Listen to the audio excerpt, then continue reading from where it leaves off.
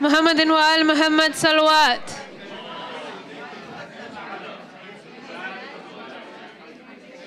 Brothers and sisters, we'd like to begin the program with the recitation of the Holy Qur'an. Please can we welcome Sabira Lakha with a loud salawat.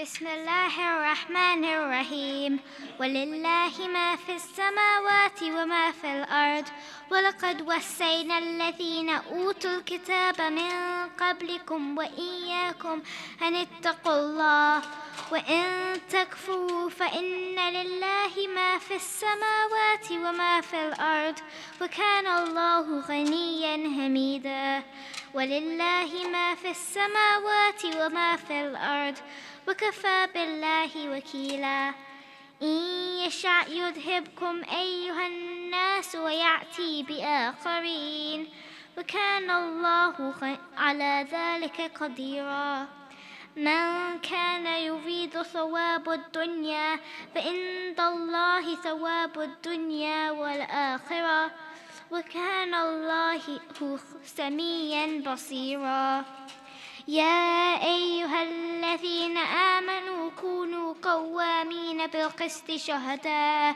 لله ولو على أنفسكم أو الوالدين والأقربين إن يكن غنيا أو فقيرا فالله أولى بهما فلا تتبعوا الهوى أن تعدلوا وإن تلووا أو تعرضوا فإن الله كان بما تعملون خبيرا صدق الله العلي العظيم.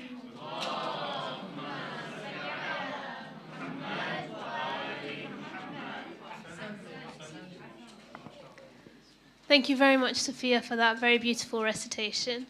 We'll now move on to the main part of the program, which will be our main talk by Sabira Lakha. Please can we welcome her with a loud salawat.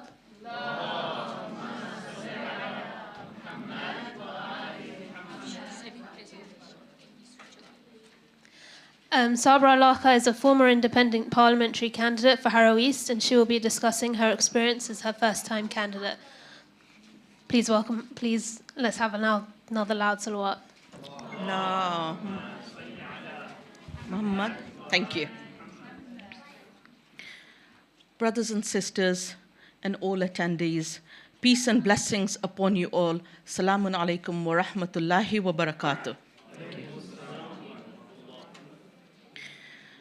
May I please request a Surah Fatiha for all our marhumin.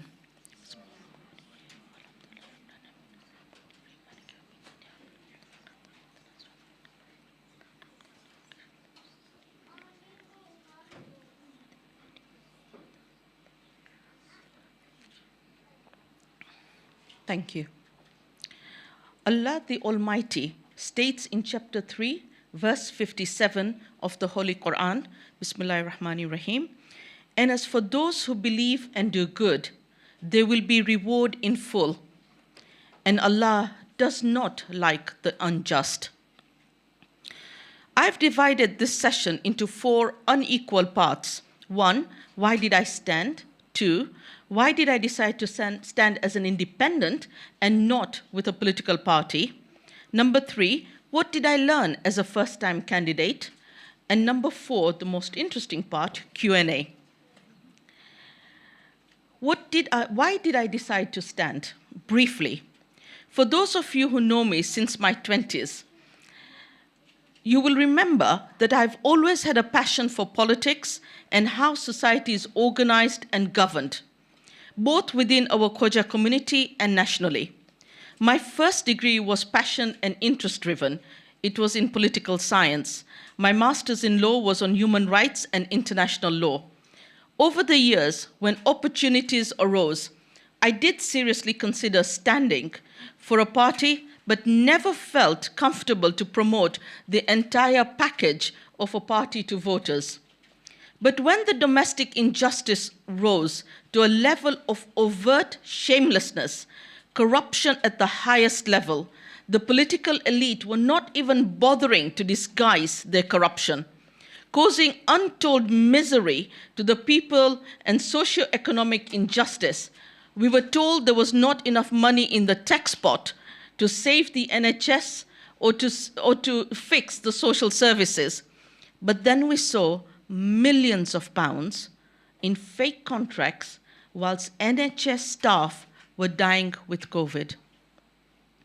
All this, coupled with the international injustice and flagrant disregard for international law, I felt internally compelled to stand myself as an independent.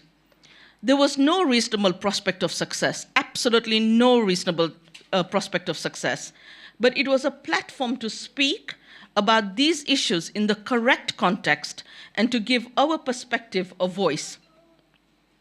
The question I was asked the most during the campaign was, why did I decide to stand as an independent and not join a political party? Independents are within the political structure and are not external aliens. We've been brainwashed that an effective MP has to be with a party. We have failed to understand the effectiveness of independence.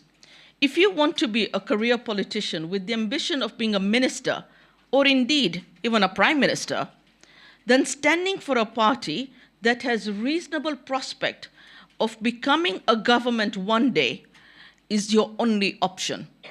But if you want to stand to influence the political agenda and the political arena both within Parliament and outside, be the conscious vote on each issue, which means each issue is considered on its merits and not determined by blanket left or right-wing political agendas determined by the parties, then independent is a valid pathway. Independents are actually constituency MPs as they're free from petty party wranglings. In the discourse of party versus independence, we usually hear the argument that we can influence parties from within as the power lies with the parties. To which I said the following three things. 1, nostalgically joining a party will not give us real influence.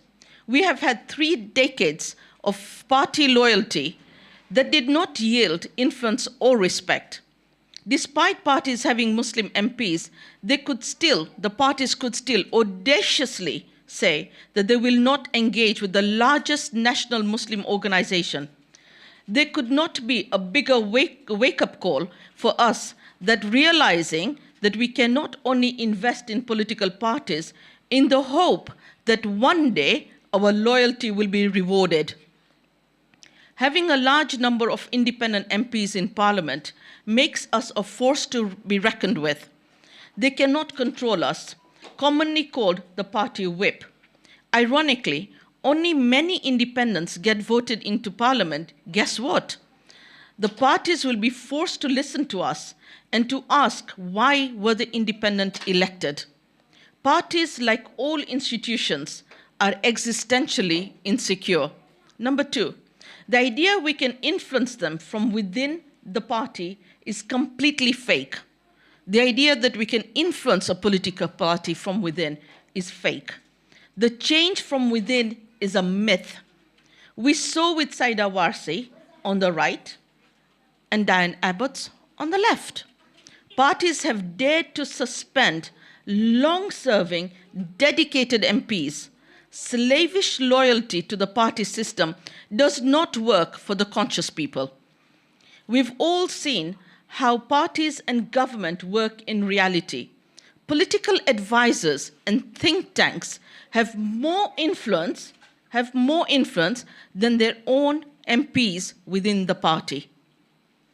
After 10 months of a genocide occurring before our eyes, and our MPs have failed to influence their political parties to call for an immediate ceasefire. A ceasefire for what? To stop the killing of children. Even that much they have not been able to do. Instead, they've had to succumb to evil arguments against immediate ceasefire. Domestically, the parties have failed to hold corrupt ministers to account. How many got arrested and tried? How many had to repay the money that they corruptly embezzled with interest? Working people miss one tax payment because they had to use the money for food, and they are charged with interest and penalty for late payment. So, brothers and sisters, what influence within the parties are we really talking about? Number 3, this is the myth that there is a myth that independents just sit in a corner in Parliament and don't get noticed. There are 650 MPs in Parliament. The legal maximum of paid ministers is 109. Therefore, mathematically, the majority of MPs are backbenchers, no different to independents. Bizarrely, yes, indeed, bizarrely, we hear it being said that independent MPs need the support of other MPs for their motions, debates, and proposed legislation. Well, isn't that true for the government, for the opposition, for any backbencher? Don't they all need support of each other as MPs? Even the Prime Minister has been defeated in Parliament and lost debates. In 2013, Prime Minister Cameron lost a government motion for military action against Syria. Independents have a chance to rise above petty politics and to focus on what's important and just. When it comes to debates in Parliament, you often see the chamber being empty, even when the debate is introduced by the government. So, we need to understand the workings of Parliament and not fall for the brainwashing that only parties are effective. Except party backbenchers have to vote as they are told. Independents are free to make alliances with other parties on a case-by-case basis.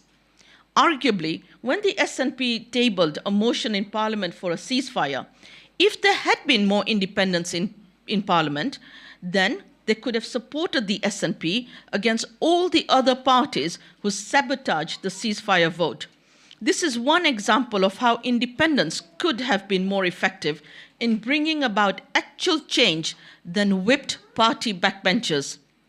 It falls on the rest of us to stand up as independents to effect change. It is important to note that this choice is not simply the privilege of the left. Nobody should be deterred from standing as an independent to effect change in our country. What did I learn as a first-time candidate?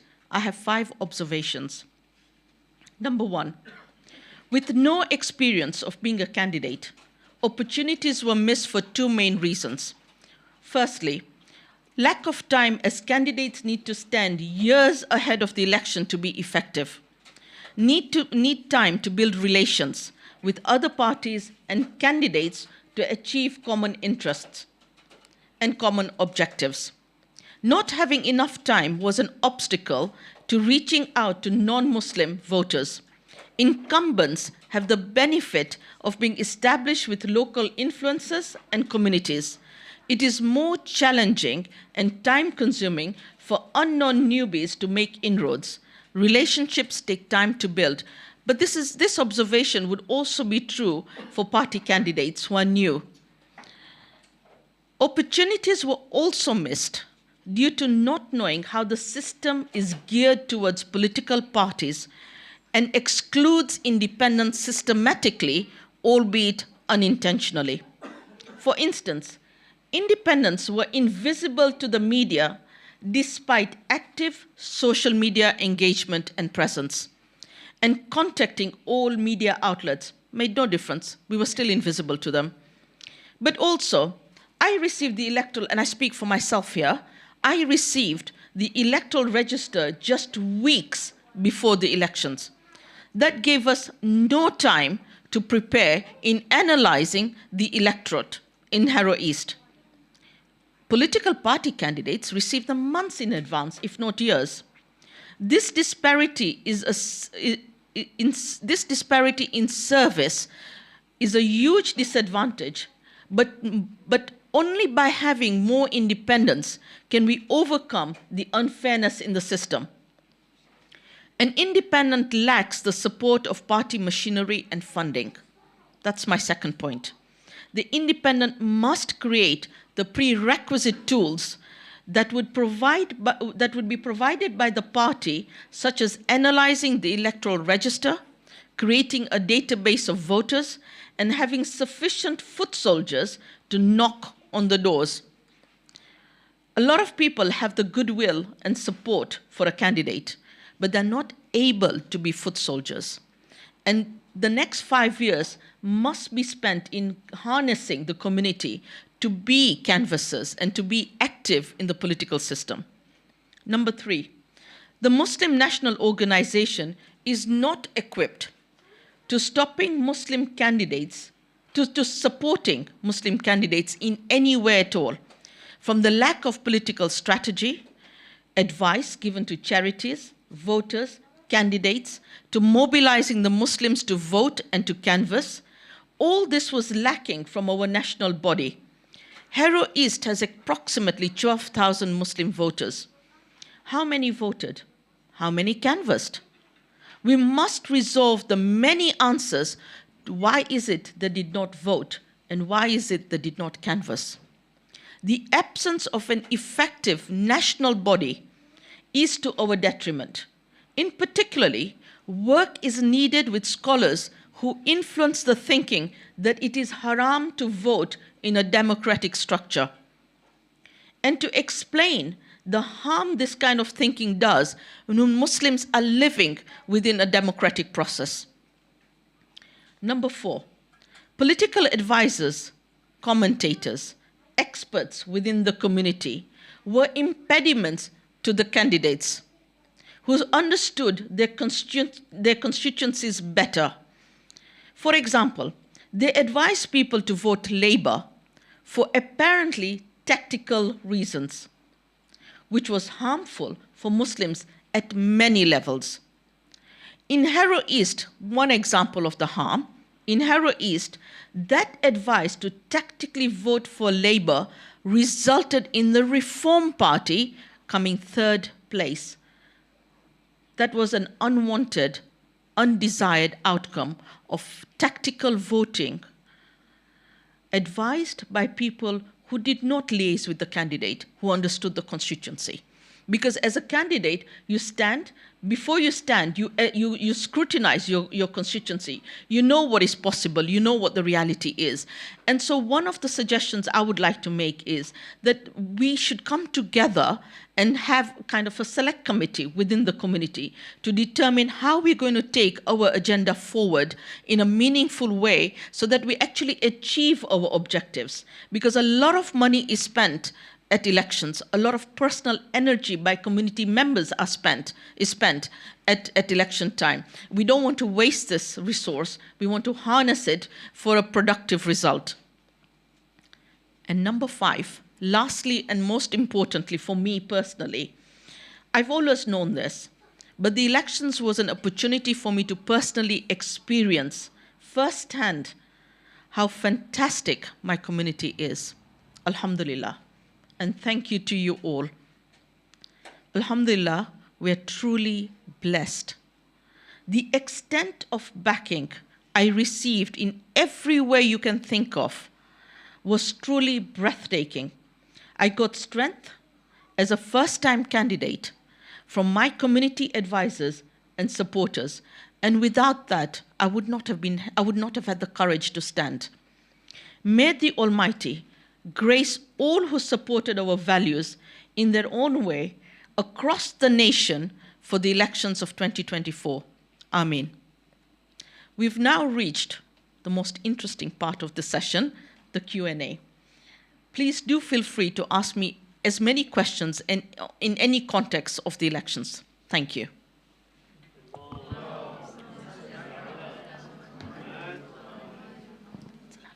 Thank you very much. I'm sure there's going to be lots of interest, so we'll take a few questions. So we'll take it from the ladies' side first, and then we'll come on to the gentlemen.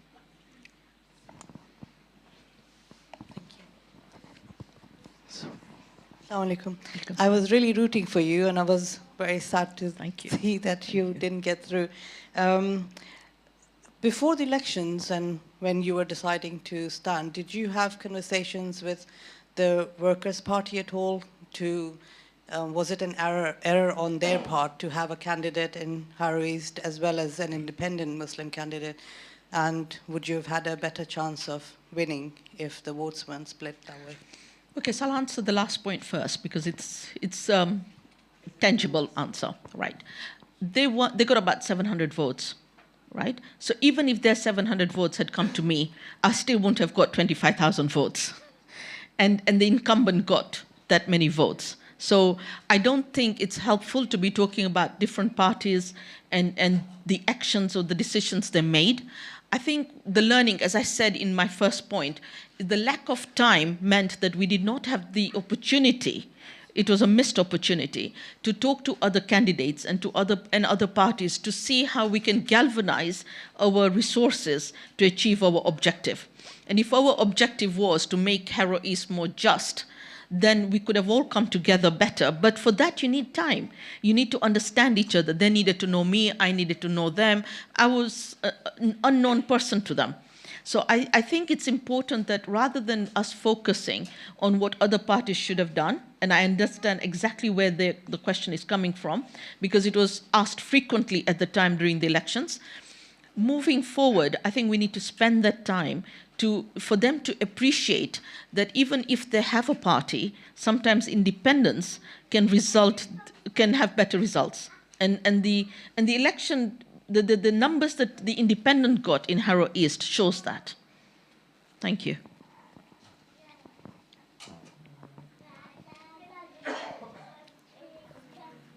Thank you very much. It's excellent speech. Thank very you. thorough, very accurate. And I commend you for this, really very good. However, I see from your talk is the overall actually issue is the brainwashing of the community, actually, of the people, by actually how to vote, the independents or the parties still doing the leadership, they do what they like. Therefore, the core is the media, is really how we've been poisoning the people brain.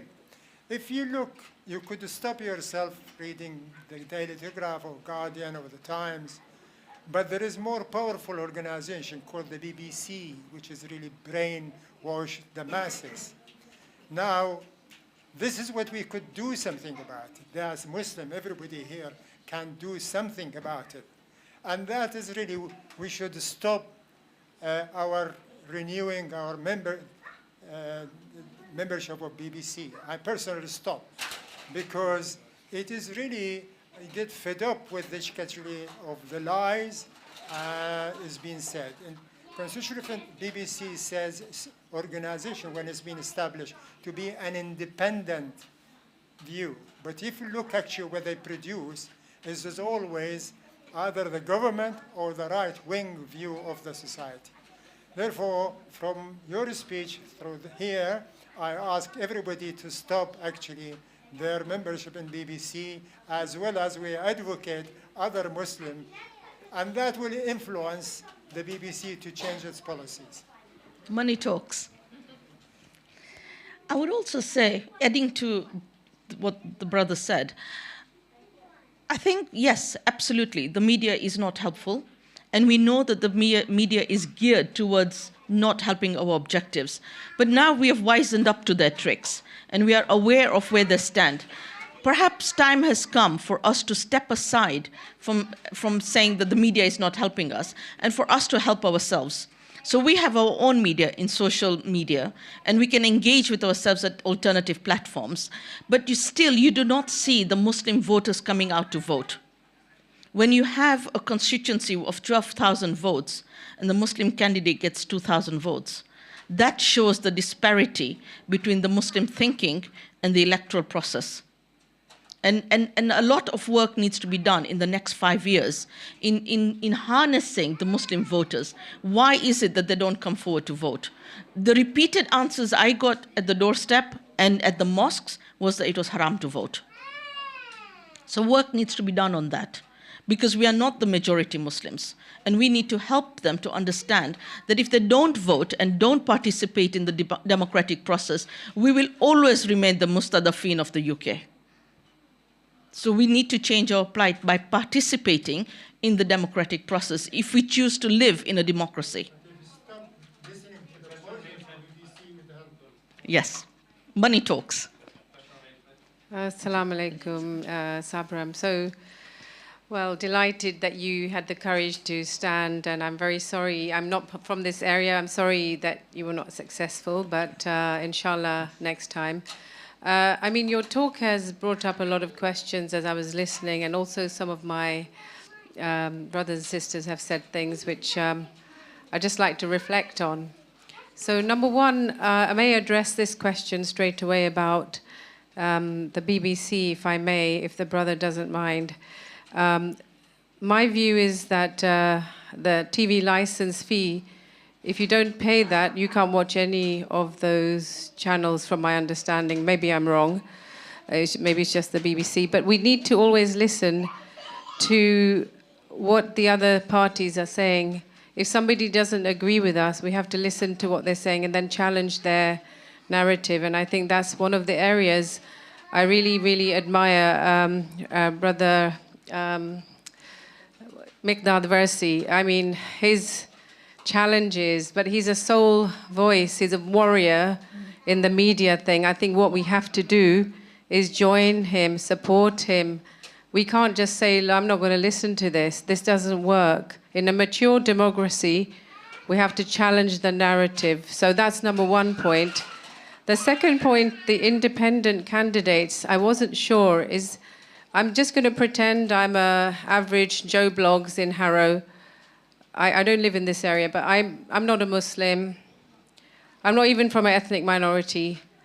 When I see someone, as human nature, we form an opinion of that person.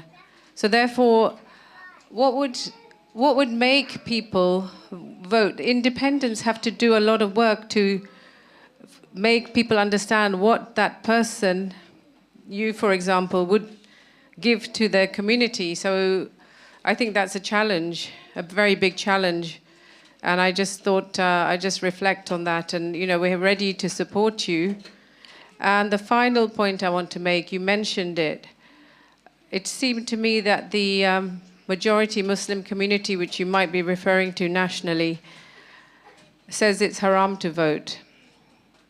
Well, I don't know how we're going to challenge that. And I just thought I'd say we have a lot of big challenges ahead if we put ourselves as a Muslim community under that umbrella. So I just think this has shown that we could start that progress, but we need a lot of work to do. Thank you. Thank you for listening. Thank you, sister. Just if I have given the impression that majority of the Muslims think it's haram to vote, then that's not what I meant. I meant some Muslims believe, and we don't know demographically the percentage that believe that. And therefore, every vote counts at an election, so we need to capture every Muslim vote. I do appreciate your point of view about the fact that Brother Miqdad Versi does a phenomenal job in representing us in national media, and that's very much appreciated. Thank you. I would also further comment on the points that you raised about not having a relationship with the candidate. And that's what I said as one of my first observations. You cannot have a relationship with a candidate unless the candidate has had 4 or 5 years to canvass door to door repeatedly to develop a relationship with you so that there's an understanding as to what the candidate stands for. When you see a female hijabi and there's Gaza genocide going on, you draw your own conclusions from that. You don't really understand who the candidate is and what the candidate stands for. So it is incumbent upon us to spend the next 5 years to work really hard to get our message out in Harrow East, Harrow West, and in other constituencies. And that duty doesn't just lie with the candidates who are standing, it lies with all members of our community and the wider society who seeks justice. It's not the prerogative of the Muslims who only want justice. There are lots of non-Muslim citizens in the United Kingdom who also want justice, and we need to partner up with them. Thank you. Thank you. All right, there are quite a few questions, and I'm wary of time, so we're going to try and take a few together, if that's okay. If you could just put your hand up if you have a question at the moment. 1, 2, 3, 4, 5. Okay, fine. So we're just going to take 3 questions at once, if that's okay. We'll start over here, one on the lady's side and one at the front of that. Go on. Try to keep them short, please. Assalamu alaikum. MashaAllah, that was an amazing speech. I'm blown away. I have a question. I split this question into 2 parts. In your speech, you were very much on you can't change it from the inside. So if we can't change it from the inside, what is your idea of how we should change it? Okay. Well, as I said in the speech, it's by having more independence. Independents are never going to form government. But what they will do, they'll force change, they will effect change, because there will be the conscious voice in Parliament. When you have a certain sizable proportion of independents winning elections, the parties undoubtedly, because they have an existential insecurity, they will sit back and take notice of why is it suddenly so many independents have won? What is it that the independents are offering? What is it that we are not saying we should be saying to get those votes? So if we can't influence them from within, and clearly we have failed to influence them within, and they have no regard for our loyalty, we need to now find an alternative mechanism, an alternative tactic, and that is going down the route of independence. Thank you. Does that answer your question? Yes, Yeah, okay. Thank you very much. And the second part of my question, so all of us are not candidates. When we're all not able to be candidates. Many of us have jobs, live lives that that are not in politics, and we can vote for independence. But what is it that's actually going to change it? Because we can say that the vote is for independence, and let's say, for example, 1,200 people vote independence. There's still probably another large number who don't, who then allow another candidate to win. So what's going to change the minds of all those other people? If you're not able to stand as a candidate, then what you are able to do is support your preferred candidate who shares your values, who represents your ethos. And what every candidate needs are supporters. They're invaluable. What we need are foot soldiers. What you can do is help knocking on doors, talking to people, persuading them that we are here to make Britain better, because we as citizens of the United Kingdom have a vested interest in making the UK a just place for us to live in, collectively. It is not a Muslim agenda. It's a justice issue. And I think people resonate with that. So if you are not able to be a candidate, and not everybody can, what you can do is give us something that is priceless, and that is be a supporter, be a canvasser. Thank you. Great, yeah, we'll take a question from there. We'll try and take 2 or 3 questions together. So if you just keep your question short, and we'll take the next question as well. Assalamu alaikum. Very interesting talk. Now I'd like to know, when you are the independent party, like every party is given funding, yeah? Now, who is funding you? I know a lot of big corporate companies like Marks and Spencer's, Waitrose, they're all for the Conservative, giving millions of pounds. Who's supporting? It's not the World Federation. Is it coming from Koja pockets? And number 2, I like to, is an iterated question, is if people want to come and see you, say like someone said about the TV license or another issue about Harrow, yeah, where do we come and see you? You know, have you got an office? You know, like the MP here at Harrow West, I forgot his name, and he came here and talked. He's got an office in Vaughan Road, yeah? So where's your office where we can bring outside people, not just Muslim Koja people, you know?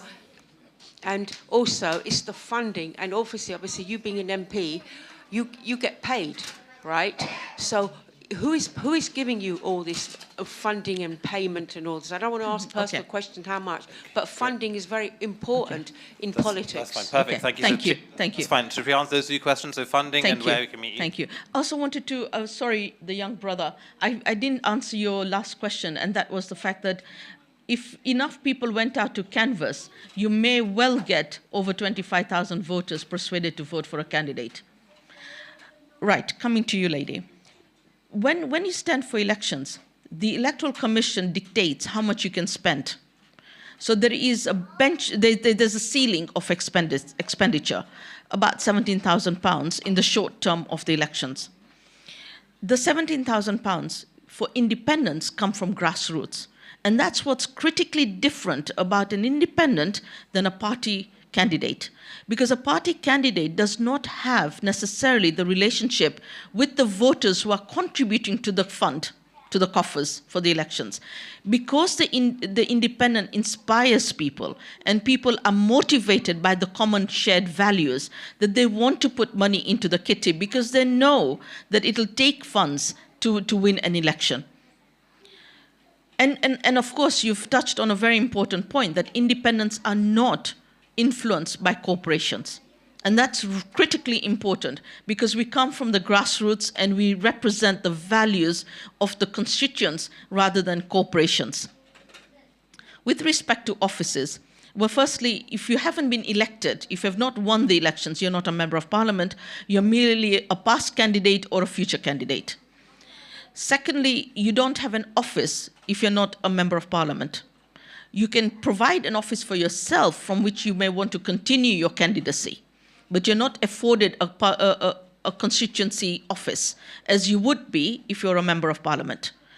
If you want to contact me, you can contact me on social media and I'll respond to you. If you want to meet up with me, I would happily invite you home for coffee and we could talk at home. If you want to meet at a coffee place, we'd find a non-boycott coffee place to have a meeting in, and there are many varieties and options. So we don't need to have a physical office that incurs expenses for you to be able to meet a future candidate and to influence a future candidate. Have I answered your questions? That's right. 1-7. But you see, elections don't require a lot of money. What elections require is talking to people. But parties don't need to talk to people because they have corporations paying for them to spend thousands on political party broadcasts on the BBC. And you're not, when you vote for a party, you're not voting for the candidate, the individual. You're voting for the party. So the individual doesn't need to spend that kind of money to get to be known. So individual candidates who are linked to parties don't need to invest time to be known as a person. They just need to talk about the party, and that's good enough. Thank you. Sorry.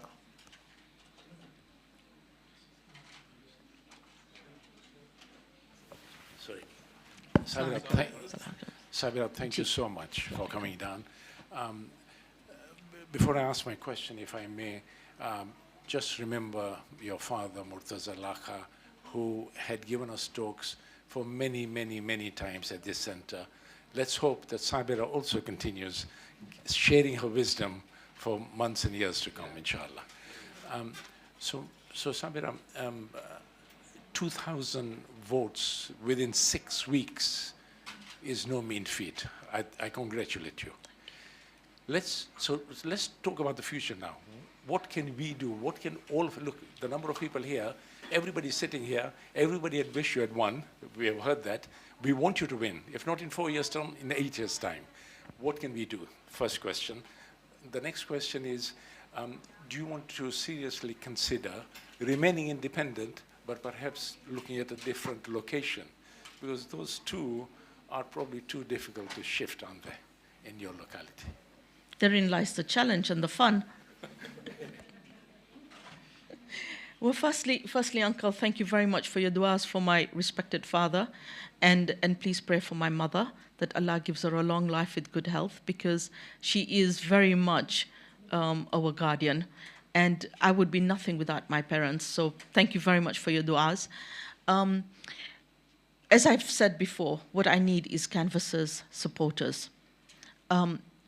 It's imperative that we don't waste the next 5 years. We've had a lot of learning this elections. It's been a steep learning curve for my team and myself, and I'm grateful to my team. They know who they are, and I'm sincerely grateful from the bottom of my heart for all the support they've given me in a short period of time and lack of sleep. And only the Almighty can reward you for what you've done. But going forward, we don't want to waste this. So we need to start canvassing from now. We need to put out our message now, drip, drip. Every 6 months, we should be doing canvassing. We should be sending out leaflets every 6 months. We cannot sit back and think, but jare elections bola se tare karso, because it's too late. And that's what I realize now. Building relationships takes time. And we need to start talking to the other parties to see whether it is conducive for them not to put up candidates, and we all work together. And that in itself will take a few years of persuasion, because parties are motivated to put up candidates, even as paper candidates, because they get gains from that and benefits. So it's in their interest to put up paper candidates. It's not in the interest of the independents that they're paper candidates, because those are wasted votes. So all that requires a lot of negotiations. It requires funding. It requires grassroots foot soldiers. Any help anybody can provide, I'd be very grateful. Please do not hesitate to contact me, no matter what it is. As I said to you, I'm really grateful to the community for the support I was given. There was one lady who turned around and said, I will provide food for your mother and you for a few days because you're out canvassing and you won't have the time to cook. Now, that seems something really little, but when you have an elderly parent in the home and you know that she's getting wholesome food delivered to her home, that just brings tears to your eyes, because that's even more valuable than somebody giving me a pot of 17,000, because this is my mom you're looking after. So the help the community can give, there is no such thing as little help or big help.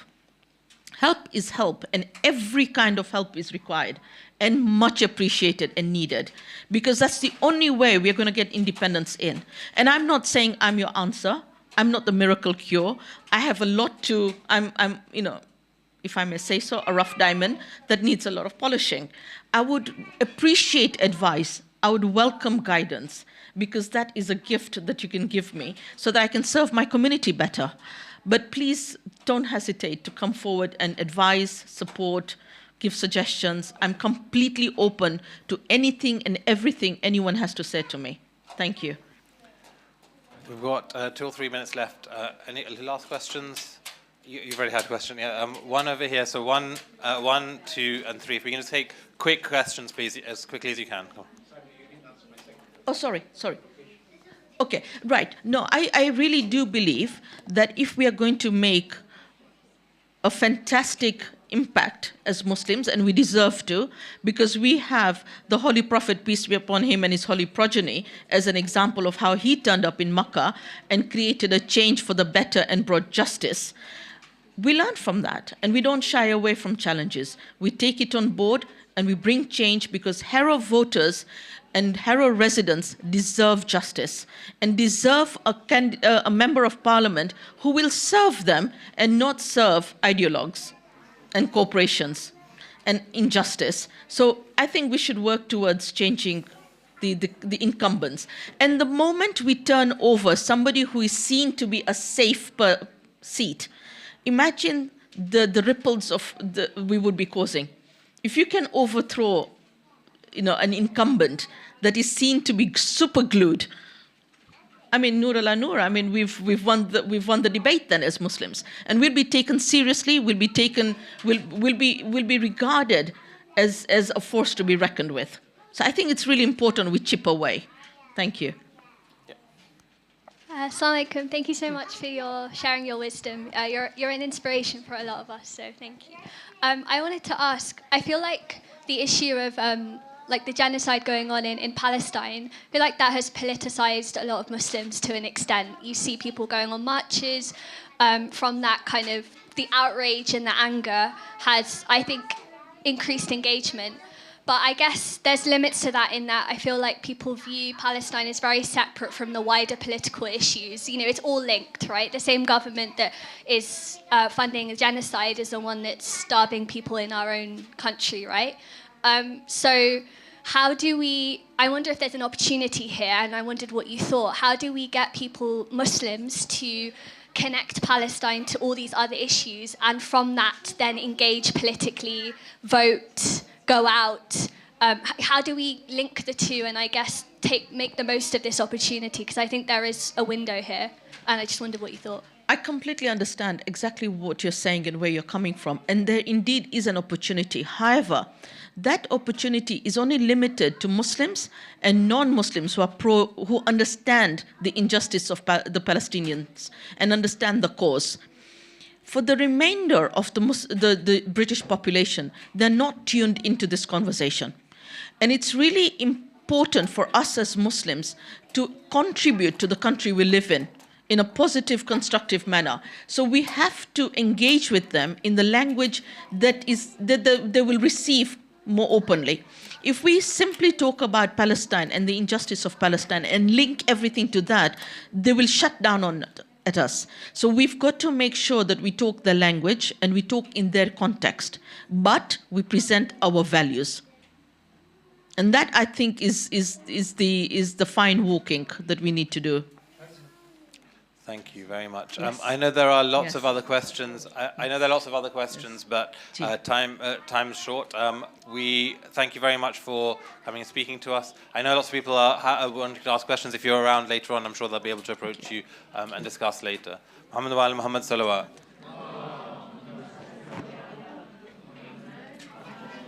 Brothers and sisters, just a reminder that we continue with our regular programs over the coming week. On Sunday, we have our Arba'een program, which begins at 1:45 p.m. with prayers, followed by followed by food and the rest of the program, including Marshia's Matam, and the main talk, which is by Dr. Munzaila Raza. Next week, we have our Friday program, which is by Mariam Merali, who will be speaking to us on what not to say. And the rest of our programs continue through the week, including our regular exercise classes, yoga classes, Dua Kumal program, tuition class and tuition classes are on hold for the current summer holidays, as well as madrasa classes, and tafsir classes continue every Sunday.